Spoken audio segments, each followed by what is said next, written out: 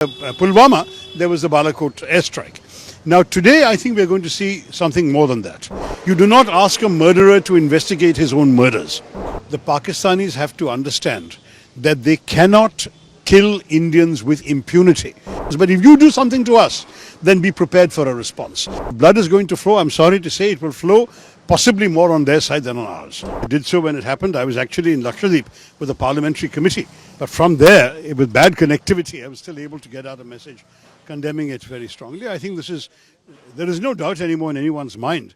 This is part of a pattern we have seen for a quarter of a century. Going back to Chhattisgarh in 2000 and going through so many other incidents.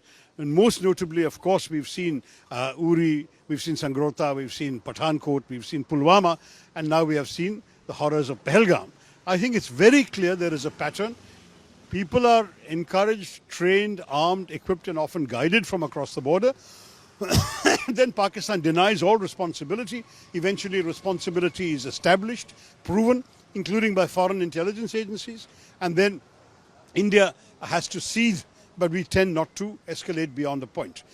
Last two times there was some retaliation. After Uri, the government sent a surgical strike across the border, and after after Pulwama, there was the Balakot airstrike. Now today, I think we're going to see something more than that. I think it's very clear that while we have a whole range of options, diplomatic, economic, intelligence sharing, covert action, overt action, all of that, some sort of visible military response is unavoidable. I think the nation is demanding it and expecting it. No one knows what it will be, where it will be, and when it will be.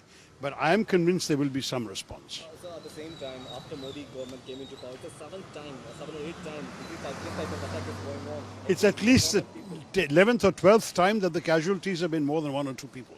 There have been dozens of attacks with one or two victims, but if you look at the number of attacks which has taken at least double-figure tolls, this must be at least the 10th or 12th. Right now, Pakistan says that they are open to a neutral investigation. So how you... Listen, these are the people who were invited to participate in the investigation into Pathankot. They sent their intelligence. Even we gave them access to an Indian Air Force base. And they went back and said, oh, the Indians did it to themselves. I will have no interest personally in Pakistan's participation in any investigation. You do not ask a murderer to investigate his own murders. Look, the human costs of people being forced to go back is sad. I know there are, in Kerala alone, I believe 59 Pakistani citizens are medical patients here, and they will have to go in the middle of their treatment. There are husbands and wives across the border in both countries who will be affected. There are complicated cases where one parent has one passport, the child has another passport. I feel sorry for them. But I think when the government wants to send a very strong signal that normal relations are no longer possible, this inevitably happens. Ordinary human beings are the victims. When it comes to the Indus Waters Treaty, it has not been abrogated. It has been placed in abeyance, which is like saying it's been suspended. Frankly, at the moment, I don't see very much change to the Pakistanis because India has not built either storage facilities or diversionary structures into which the water can go. So we cannot suddenly say tomorrow, Pakistan, you're getting no water, because where will the water go? We can't flood India either. So it is more a symbolic gesture at this point. The treaty is in suspension. We will not feel ourselves bound by it.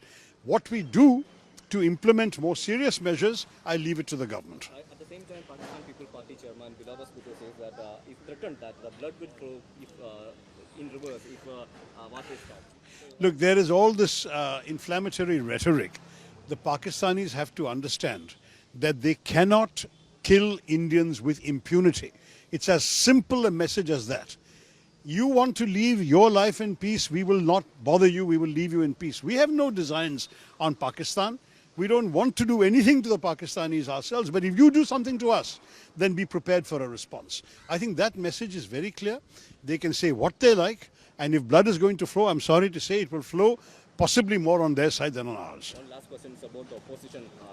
Says that the intelligence has been failed, the government has been failed. Right now, MA Baby, the CPM General Secretary, says that the revoke of Article 370 is the main cause of these kind of issues happening in India. So how will you see those? Look, as far as intelligence failure is concerned, it's obvious that there was not foolproof intelligence. Obviously, there was some failure, but the question is whether the inevitable investigation that is required should be the priority now or whether a credible response should be the priority now.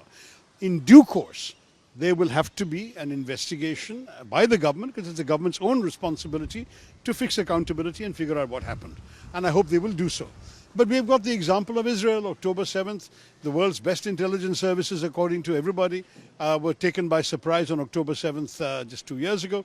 And my own view very clearly is that it seems to me that just as the Israelis are waiting till the end of the war before they demand accountability and answers, similarly, we too should first see the present crisis through, and then definitely there should be an accounting. But I don't expect at any time now or in the future that any country will ever have 100% foolproof intelligence. Sometimes you succeed, sometimes you don't. We'll never know about the various terror attacks that were successfully thwarted. We only know about the ones we failed to thwart. That is normal in any kind of relationship.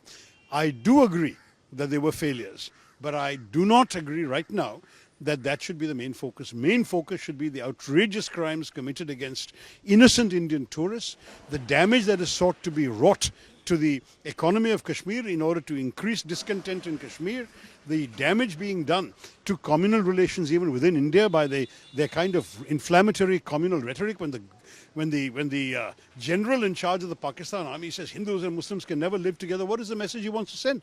This is disgraceful, contemptible language, and we must stand up firmly and unitedly against it.